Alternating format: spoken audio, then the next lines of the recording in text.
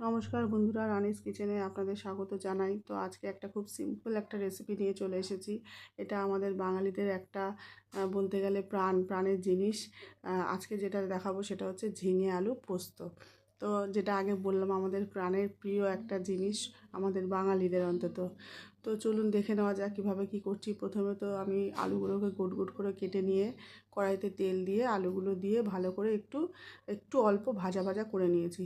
করে নিয়ে তারপর তার মধ্যে একটু নুন, হলুদ কম পরিমাণে একটু দেবেন। অত্যাধিক হলুদ পোস্ততে যায় না, একটু সাদা, অনেকে তো দেয় না, সাদা সাদা, তো আমি একটু অল্প দিয়েছি।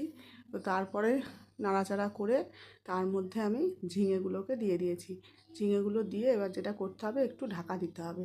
ঢাকা দিলেই ঝিঙে আলু দুটোই খুব ভালোভাবে সেদ্ধ হয়ে যাবে। তারপর ঢাকা খুলে পোস্তটা এবার মেশানোর পালা। আমি পোস্তর মধ্যে কয়েকটা কাঁচা লঙ্কাও দিয়েছিলাম, একটু ঝাল ঝাল, একটু মিষ্টি মিষ্টি তরকারিটা ভালো লাগে। তো সেই জন্য তো আপনারা সেরকম পরিমাণ বুঝে দেবেন, ঝাল খেতে চাইলে যেরকম খাবেন সেরকম দেবেন। তারপর ভালো করে সমস্ত মিশিয়ে নিয়ে এবার মিক্সির বাটি ধোয়া জলটাও একটু দিয়ে দেবো। এবার হচ্ছে জলটা একটু শুকানোর পালা। একটু শুকিয়ে আসলে এর মধ্যে একটু মিষ্টি অ্যাড করে দিলেই কিন্তু আমাদের এই ঝিঙে পোস্ত একদম রেডি।